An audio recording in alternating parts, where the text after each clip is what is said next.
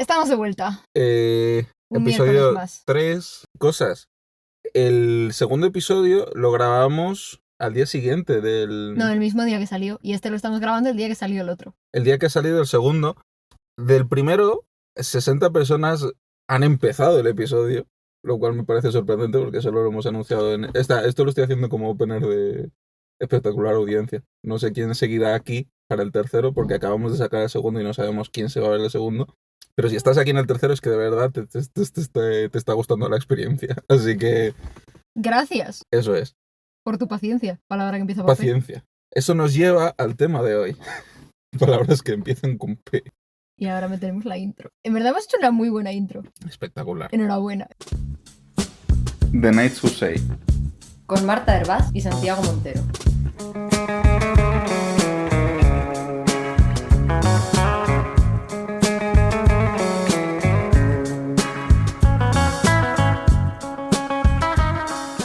A ver si el señor de la furgoneta deja de hacer ruidos. La furgoneta no empieza con P. Se ha propuesto con P hacer ruido. Hacer ruido. Bueno, el podcast de hoy vamos a hablar... Es una chorrada de tema porque Marta es incapaz de pensar una cosa que no empiece con P. Pastrami. ¿Qué más palabras? En realidad Había un montón eso. fue una noche que... patatas fritas. Que sí, que te dio por decir, ay, me apetece patatas, pastrami, pasta. Por lo que sea, todas empezaban por P. Sí, y desde entonces no ha parado. Con P. Con P. Entonces el tema de hoy no va sobre comidas que empiezan por P, más quisierais. A cambio, va sobre... En realidad la recolección de palabras con P que has pensado, sobre todo, es importante decir que para este podcast la que está haciendo el bulto del trabajo es Marta. Entonces, la mayoría de ideas que fue procesos creativos, performance... En general queremos hablar sobre cómo... El O sea, podcast. yo creo sobre el podcast. Como somos arquitectos, yo creo que en general, no solamente los arquitectos, pero todas las carreras creativas tenemos algo en común y es que nuestro trabajo y a lo que nos dedicamos profesionalmente con P consiste en tener ideas. Si no tienes ideas, te vas a la mierda. Lo No cual trabajas. es una putada con P, porque por cojones con C sí o sí en todas las carreras que tienen que ver con expresión y con creación y con producción con P, te toca sacarte las pelas, te toca aprender a aprender. Sin ideas realmente esas cosas no te sirven para nada. Entonces puedes tener muchas ganas de hacer cosas y la habilidad de hacer las cosas. Hasta que no tienes una idea, de poco te sirve ser capaz de aplicar todos de aplicar tus procesos creativos. Yo creo que, bueno, eso por un lado, que estamos obligados a tener ideas y que sin ese momento de... que puedes, evidentemente todos tenemos nuestras técnicas además para pues sacar adelante esos momentos y tener inspiración, supongo. Pero además también hay como toda una serie de aprendizajes sobre nuestro propio proceso creativo, que es así a rasgos generales de lo que íbamos a hablar hoy. Al final, estamos muchísimo más en contacto con nuestros propios procesos creativos y somos mucho más conscientes de ellos, de qué fuentes de inspiración tenemos. Tú y yo somos radicalmente distintos en ese... Somos radicalmente distintos en de dónde sacamos las cosas, aún así de todo... O sea, comparado con gente que no estudia carreras creativas o que no se dedica a trabajos creativos, la inspiración es una cosa muchísimo más misteriosa para alguien que no depende de esa creatividad como su única herramienta o su herramienta principal. Yo creo que algo peligroso con P de nuestras carreras es cómo se ha fomentado como la crítica completa y absoluta y súper dura de cosas que son intrínsecamente tuyas. El motivo por el que es tan difícil tener ideas muy a menudo es algo que me empezó a ocurrir a mí después de mi primera terrible corrección de proyectos. ¡Ay, otro pequeño! ¡Qué fantasía! Son gatos pequeños. Vale, ya está. Estabas diciendo tu peor corrección de proyectos. Sí, y esa fue la primera vez que me dio inseguridad tener ideas para proyectos y desde entonces he ido bastante truncado. Siempre he llegado a un resultado bueno porque por cojones te toca comerte el coco y te toca darle vueltas a las cosas, pero creo que esto es algo que pasa en todo lo que es creativo, que es cuando no estás forzado a que tu creatividad y tus ideas den resultados y den como cierta producción y compitan con otras ideas, se fomenta como una creatividad que creo que es mucho más ingenua, pero que tiene como bastante valor. Esto no sé por qué lo he empezado a comentar. Yo tampoco. Otra cosa que yo creo que también tiene mazo heavy la arquitectura, un poco en línea con eso, es que todo lo que hacemos, todas las ideas que tenemos, todo lo que sea, es inevitable que pongas algo de ti en lo que estás haciendo. Muchísimo más que si estuvieras, por ejemplo, yo qué sé, si fueras contable en una empresa, pues tampoco estás poniendo algo de tu esencia y de tu ser en lo que estás haciendo. Y cuando tienes un trabajo creativo, inevitablemente lo que estás haciendo es una respuesta a lo que eres, lo que has aprendido, a las experiencias que has tenido. Y creo que como resultado de eso, pues cualquier crítica evidentemente es muchísimo más personal porque está atacando algo que hemos puesto de nosotros en ello. Y claro, nos exponemos muchísimo más a ese tipo de críticas que pueden destrozarnos completamente. Por otro lado, yo creo que también conlleva un aprendizaje sobre nuestros procesos. Bueno, yo creo que eso es Son algo... adorables los gatitos. Sí, estamos aquí al lado de una puerta de cristal en la que hay como 3 gatitos pequeños y su madre, supongo, y están siendo... ¡Ay, está jugando! Están distrayéndonos un montón. Yo creo que una persona que hace algo creativo pues como hobby, pero no depende tanto de ello y lo hace cuando le viene la inspiración, le preguntas, ¿tú cómo trabajas? ¿O tú qué haces para tener una idea cuando tienes que tener una idea? Y tienen respuestas mucho más ambiguas y no tienen, yo creo que el control sobre ello que puede tener una persona como nosotros, que al final, o sea, trabajamos con ello. Y así cualquier persona de arquitectura que tenga más o menos dominado el tema, le preguntas, ¿tú cómo tienes tus ideas? Y te sabe decir cuál es su proceso. Me voy a negar a grabar cualquier episodio de un podcast que no haya gatitos. Podríamos, claro. Vamos a tener que venir aquí a grabar, ya está. Vamos a tener que entrar adentro a pedirles un vaso de agua y un gatito. Imagínate si yo grabar con alérgico. gatitos. ¿Al agua o a los gatitos? Adivina. Tú eres alérgico a los gatitos y yo al agua. ¿Cómo eres alérgica al agua? En plan, me da reacción en toda la piel y toda la movida esa. Ya está, eso era Vale. el Lo que yo creo es que no tanta gente tiene averiguado cómo tener ideas. O sea, yo, por ejemplo, no lo tengo averiguado. O sea, cuando has mencionado lo de, pues preguntas a cualquiera, yo creo que la gente que peor lo pasa es la gente como yo que nunca llegó a averiguar cuál era como su flujo de trabajo. Yo hasta el final, hasta mi TFM, no había averiguado cómo desarrollar un proyecto de arquitectura. Un amigo que tengo, Javier, que nunca va a escuchar este podcast, en los últimos 2 años sí que me comentó que había dejado de tomar decisiones a la hora de hacer proyectos y que simplemente pues el proyecto le pedía tomar ciertas decisiones y que casi que se dibujaba solo. Y yo pensé que era bastante estúpido. Y pretencioso. Y pretencioso. Deja de meterme mano, por favor. Necesito el palo con P para el pelo, con P. Necesito el palo. Dijo esto, que era muy pretencioso, en mi opinión, en el momento. Y luego, conforme tuve que desarrollar mi TFM, de repente empecé a entender que es cierto que muchas veces cuando tienes cierto control de las dimensiones y cuando tienes cierto control de lo que estás haciendo, de repente, para mí el proceso de hacer el proyecto se empezó a hacer más solo. Las decisiones se empezaron a tomar ellas solas. Es un signo de un buen proyecto. Claro. Que las decisiones no las tengas que tomar tú, porque es menos arbitrario y más una respuesta a algo. Yo creo que, en general, la mejor arquitectura es la arquitectura que responde a algo y que no es así porque sí, porque me ha apetecido. Hay algo que no hemos hecho y es definir qué son procesos creativos. Esto es la típica cosa que alguien nos dice, ¿habéis hecho un episodio de esto? No tenéis ni qué coño es eso, no habéis dicho en ningún momento qué es. ¿Qué es un proceso creativo? Para mí un proceso creativo es lo que ocurre, lo que haces tú y lo que ocurre en tu entorno entre el momento en el que te dicen tienes que hacer algo y el momento en el que entregas ese algo. Sí, pero es que yo creo que somos completamente distintos. Tú iteras muchísimo más. Pero porque mi proceso es el siguiente, atención. Vamos primero a definir cada uno nuestro proceso.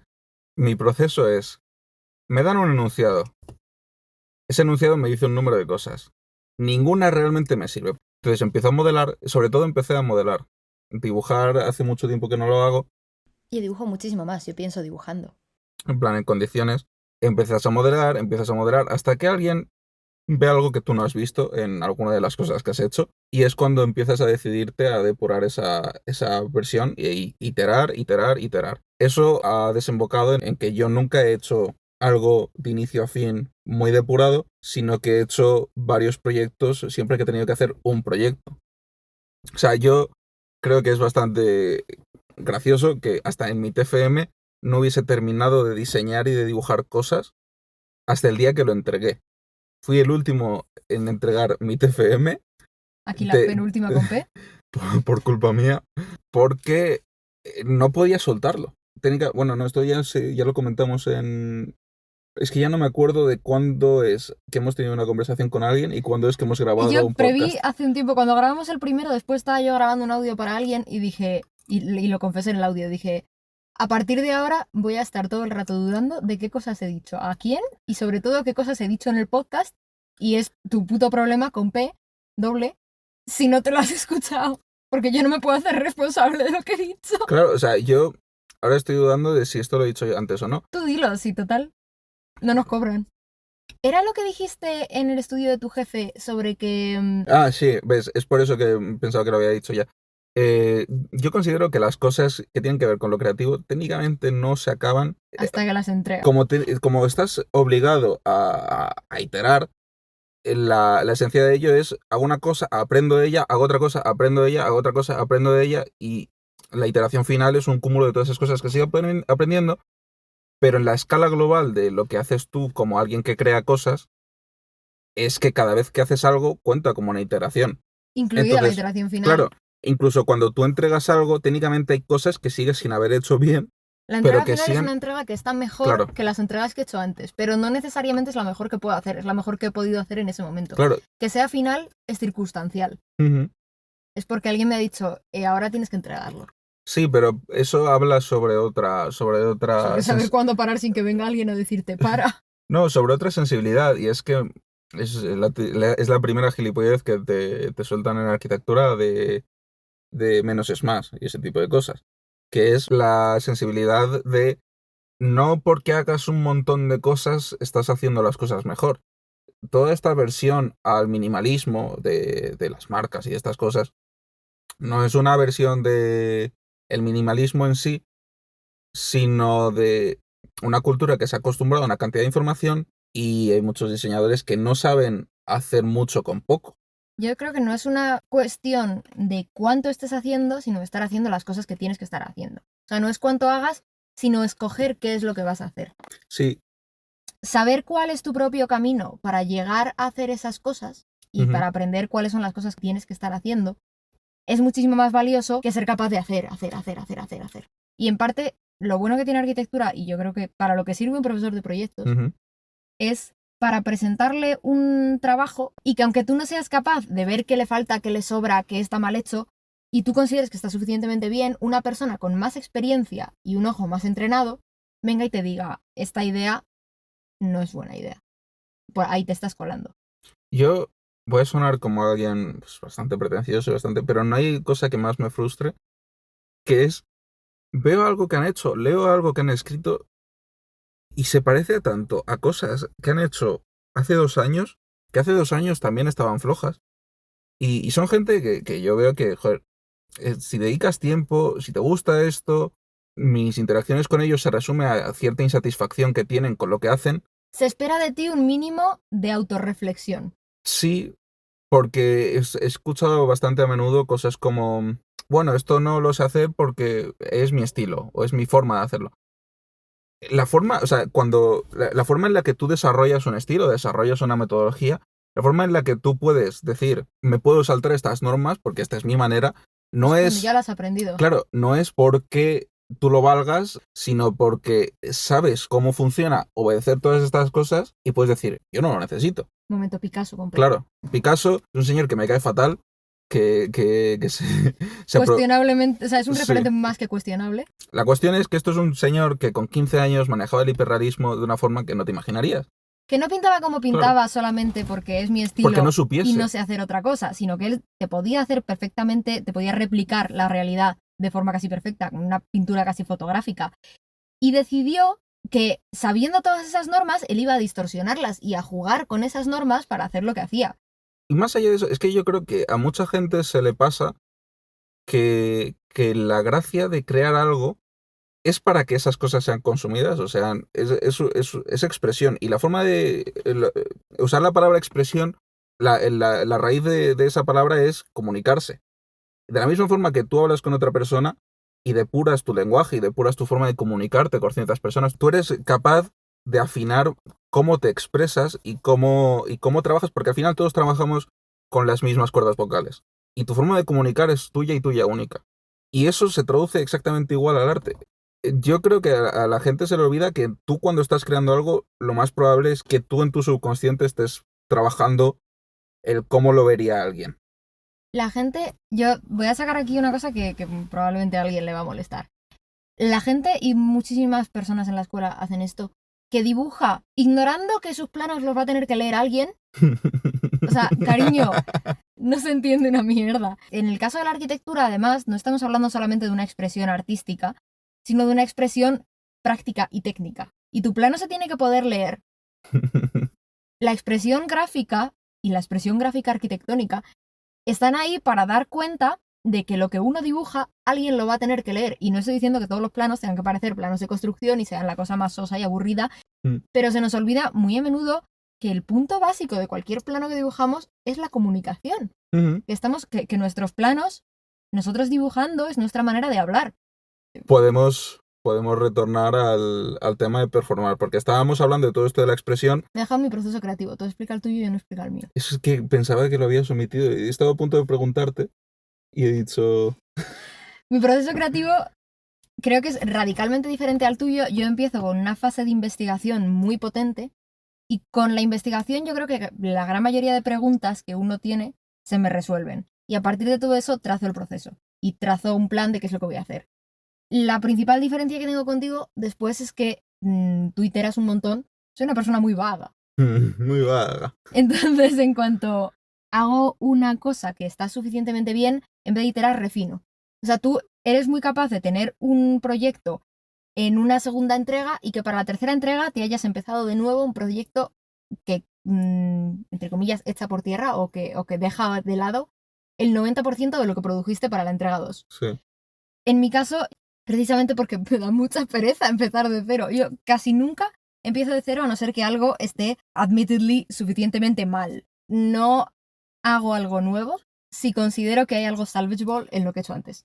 A ver, yo es que he de decir, es que yo siempre he vivido bajo la impresión de que nada de lo que hago está suficientemente bien. Yo me he obligado a mí misma a pensar así. Y me pueden decir misa, siempre he estado bajo la impresión de que no se me estaba dando bien y de que necesitaba hacer más y necesitaba cambiar y necesitaba mejorar y necesitaba. La única vez que me he podido permitir solo refinar es cuando hice un proyecto de arquitectura para una asignatura que era proyecto de construcción, y un proyecto de arquitectura muy, muy simple, muy directo, hice toda la documentación que era necesaria y luego me pude permitir dibujar bien, dibujar con detalle, dibujar con esmero, y es la única vez que me lo puedo permitir.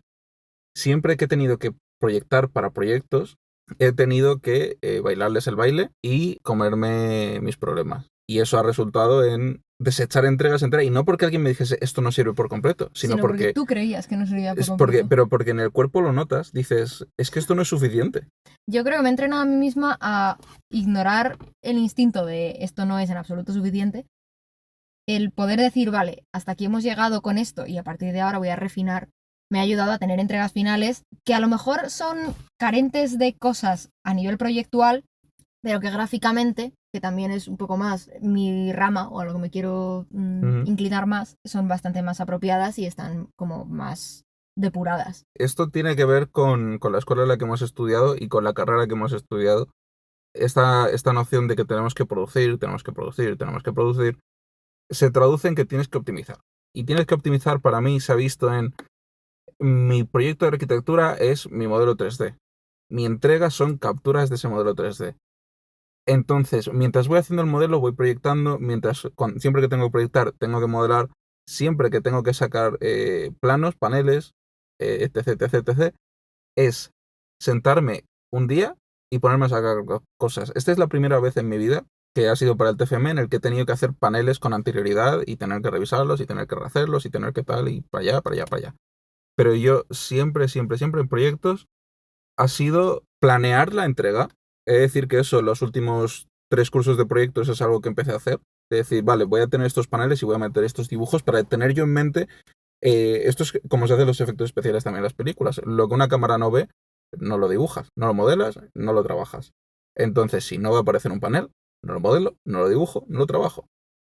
Y es por eso que yo me he sentido cómodo con proyectar hasta el final. Por eso mi TFM, aunque he ido haciendo más cosas, he proyectado hasta el final. O sea, yo de un programa de máster que empieza en septiembre, acaba en junio, julio, mi primera planta de arquitectura representativa del proyecto final de máster la hice a mediados de marzo. Eso es a apenas 3-4 meses de mi entrega final. Es una burrada. O sea, soy tonto, pero yo creo que me ha salido a cuentas la mayoría de veces y el motivo por el que esta vez no me ha salido súper a cuentas es una peculiaridad. Esto, técnicamente, esa peculiaridad nos lleva al siguiente tema, que es performar. ¿Por qué? ¿Qué es esa peculiaridad? Y es que he performado demasiado. Para empezar, ¿qué es performar? Performar Es actuar. actuar, siendo hacer que somos algo. No necesariamente hacer que somos algo que no somos. Entonces, ¿qué somos? Nada, no somos nada. En arquitectura, y yo creo que en la vida, bueno, todos constantemente estamos performando. Es verdad, o sea, en tu vida diaria, ¿cómo te presentas tú a diferentes personas, a diferentes grupos de gente? Al final, cuando estamos con nuestros amigos, con nuestra familia, estamos actuando de una manera diferente. No necesariamente actuando como algo que no somos, pero potenciando ciertas partes de nuestro carácter, que yo creo que al final es lo que es performar. Entonces, cuando estamos performando en arquitectura, estamos performando como si fuéramos expertos en esto, estamos performando como si fuéramos modernos, estamos performando como si fuéramos una serie de cosas. Y tú has performado mucho, yo creo que también, pues, en ese sentido. Es que nunca me voy a olvidar de una vez que me dijo una profesora, yo estaba haciendo una serie de dibujos inspirados ya en este estudio de arquitectura de Big y Jack Ingalls, y cuando los vio me dijo, ¿y por qué no finges ser Jack Ingalls? Y ya está. Y entonces eso es lo que hice, y es un proyecto que yo creo que es bastante enfocado a ese estudio, y creo que el resultado fue bueno porque me dio un 9,5. O sea que... Y desde ahí nos hemos dedicado a performar. Y además en cada unidad docente he performado de forma lo distinta. que es la unidad docente. O sea, yo en Morel he performado ser Morel con cosas súper poéticas, súper no sé qué. Ahora este año en Ábalos he performado muchísimo ser moderna. He performado ser, pues eso, una persona como con ambiciones futuristas y demás, que no necesariamente no son como soy, pero son facetas más o menos limitadas de cómo soy, de cómo proyecto, y que decido proyectar al exterior, que decido sacar más para ser percibida de cierta manera. Yo creo que eso es lo que es performar. No hay nada más performático que un podcast. Que al final, o sea, ahora mismo nosotros estamos teniendo una conversación que a lo mejor nosotros tendríamos y que definitivamente hemos tenido varias veces, sí. pero estamos performándola para que otra persona la entienda y saque algo de ella. Estamos performando nuestra amistad, qué horror. ¿Ya? Bueno, entonces, eso, yo creo que proyectos es performar, o sea, proyectos es toda la comunicación y todo lo que hemos hablado, pero creo que esa última fase del proceso creativo es la performance. Sí. Es tirarte el rollo, es fingir que vives en una realidad alterna en la que las cosas están saliendo de tu manera. Entonces, sí, Es fingir básicamente. que voy bien con proyectos. Sí, o sea, yo, por ejemplo, lo que me salió a malas de lo que hice mi TFM es que yo performé demasiado de... Podría hacer un proyecto de arquitectura considerablemente más bonito, considerablemente más sutil, considerablemente más sensible. Podría haberlo hecho, y el motivo por el que no lo hice es porque esta escuela me entrenó para performar de una forma y estamos en un periodo de transición en el que están prefiriendo performar de otra. La nota de conclusión de esto es que nosotros nos hemos acostumbrado durante 7 años a performar de una manera. A Sí. performar el ser modernas, a performar el ser hasta cierto punto irreales o el performar futuros ligeramente apocalípticos Sí. y como que a performar tirando hacia ciertas cosas como menos realistas en general. Esto de es un indicador de recesión. Cuando la sociedad se encuentra en puntos de más pesimismo, es cuando de repente cosas como el arte les toca ser como de vuelta más optimistas. Y es por eso que, por ejemplo, ahora de repente hay colores y cosas de vuelta en el cine. Encontramos consuelo en que las cosas ficticias salgan a nuestra manera y sean buenas y positivas cuando las cosas reales no están siendo positivas. Es un problema que tengo con esta escuela. Esta escuela nunca se ha tratado de coger el rol de arquitecto y enseñarnos a ejercer bien como arquitectos, sino en tratarnos como artistas estrella capaces de moldear el mundo a través de estas herramientas. Y es cierto que la arquitectura moldea el mundo y la arquitectura condiciona las experiencias de las personas. Y lo puedes hacer con edificios que en proyectos sacarían un 6. Sí. Creo que como cierre del episodio también, porque llevamos extendiéndonos un rato, creo que lo que nos ha enseñado esta escuela, más que nada y por encima del resto de cosas, a lo mejor no es tanto a ser arquitectos, sino precisamente a encontrar nuestro proceso creativo, a encontrar nuestra manera de presentarlas, nuestra forma de performar. Todas esas cosas es en lo que yo creo que más se ha centrado la carrera de arquitectura, más que en, ¿sabes hacer un edificio? Pues a lo mejor no, pero sé tener una idea y sé buscar las herramientas para sacarla adelante. Pero conozco el amor, ¿eh? Tú eso no lo But sabes. I know love. Estamos empezando a sufrir las consecuencias de haber Del estado calor. aquí una hora, porque ahora de repente el coche está caliente por habernos tenido dentro durante una hora. Bueno, total, que como conclusión del podcast, yo creo que lo que hemos aprendido más como arquitectos, a lo mejor no es tanto hacer edificios, Sino a fingir que sabemos hacer edificios. y a encontrar, en ese periodo de tiempo que pasa entre que le digo a alguien sé hacer un edificio y tengo que entregarle un edificio, aprender a hacer un edificio, sin que esa persona se dé cuenta de que desde el principio yo no sabía hacerlo. Eso es algo que le escuché a un arquitecto, que era que la labor de un arquitecto no es necesariamente saber hacer las cosas, sino recibir un encargo un día y en una noche ser capaz de a la mañana siguiente hacer un trabajo competente con ese encargo. Nunca le digas a nadie, no sé hacerlo. Dile sé hacerlo y luego te pasas 3 horitas en tu casa y averiguas cómo lo haces y el día siguiente ya lo sabes hacer. Creo que eso es lo que nos enseñó esta carrera, que es performar at its finest. Como lo que estamos haciendo con este podcast. Nosotros empezamos el podcast diciendo, vamos a hacer un podcast, no sabíamos hacerlo y mientras lo estamos haciendo, Pues estamos aprendiendo. estamos haciendo contenido de que no sabemos lo que estamos haciendo. Pero somos muchísimo más honestos con vosotros y os estamos diciendo, no tenemos ni puta idea, ¿qué hacéis aquí? En realidad, es que es un problema que tengo. La gente que esté escuchando esto probablemente no se haya escuchado por separado o juntos hablar de estas cosas. Entonces, como bueno. Así que, hasta aquí ha llegado El programa con P de hoy. el tercer episodio. Espero que los oyentes estén disfrutando más del verano que nosotros. Chao chicos y nos vemos la semana que viene. Chao, chao.